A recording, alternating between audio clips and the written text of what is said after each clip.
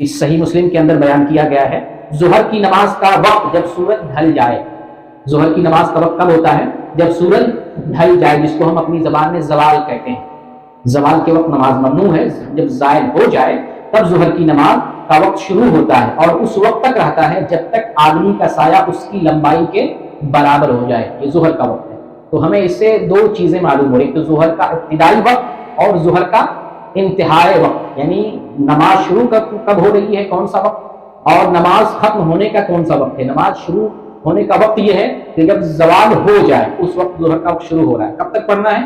جب تک انسان کے جسم کا سایہ اس کی لمبائی کے برابر ہو جائے تو اس وقت تک ظہر کا وقت ہوتا ہے. وہ ظہر کا آخری وقت ہوتا ہے. اس کی لمبائی کے برابر ہو جائے جب تک عصر کا وقت نہ ہو جائے. اچھا، عصر کی نماز کا وقت اس وقت تک ہے جب تک سورج زرد نہ ہو جائے. سورج زرد نہ ہو جائے. عصر کی نماز کا وقت اس وقت سے شروع ہو جاتا ہے جب انسان کا ایک سایہ اس کے برابر ہو جاتا ہے. اور وہ وقت عصر کا کب تک رہتا ہے؟ جب تک سورج زرد نہ ہو جائے، یا اس کو دوسرے لفظوں میں سمجھیں جب تک سورج غروب نہ ہو جائے. غروب ہونے سے پہلے تک یہ عصر کا وقت ہوتا ہے.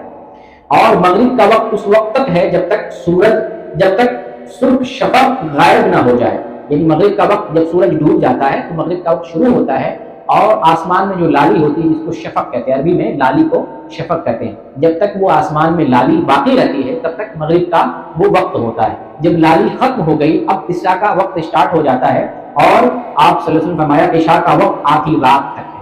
یہ میں اپنی طرف سے نہیں بیان کر رہا ہوں، حدیث کے بارے میں بتا رہا ہوں. اس لیے نمازیں تو اب آپ نے پڑھیں گے. ہمارے یہاں جو اذانیں ہوتی ہیں، نماز پڑھی جاتی ہیں مختلف اوقات میں اور اپنی طرف سے متعین کیے جاتے ہیں یا تاخیر کر کے نماز ادا کی جاتی ہے. نماز کا ٹھیک ہے اول وقت ہے، انتہا وقت ہے، اس درمیان میں پڑھ لیتے ہیں کسی بھی ٹائم چلے گا، لیکن اول وقت میں پڑھنا افضل ہے.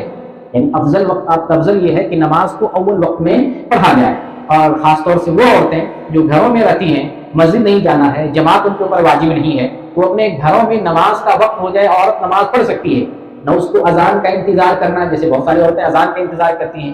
بہت ساری عورتیں گھروں میں اقامت کا انتظار کرتی ہیں کہ مؤذن اقامت کہے، نماز شروع ہو جائے تب ہم نماز شروع کریں گے. ان سب چیزوں سے عورت کا تعلق نہیں ہے. نماز اپنے اوقات پر فرض ہے. نماز کا وقت داخل ہو گیا تو آپ نماز پڑھ سکتے ہیں. یہی مردوں کے لیے ہے، یہی عورتوں کے لیے ہے. اور مردوں کا معاملہ اس لیے مختلف ہے کہ مردوں کو وضو کر کے پھر دور سے مسجد بھی آنا ہے، پھر سارے لوگوں کو ایک جگہ جمع ہونا ہے، پھر اس میں ٹائمنگ چاہیے. نماز اور اذان اور اقامت کے اندر کچھ وقفہ چاہیے. یہ عورت کے لیے اس چیز کی ضرورت نہیں. اور وضو کرے، نماز کا وقت داخل ہو گیا، نماز پڑھ لے گی.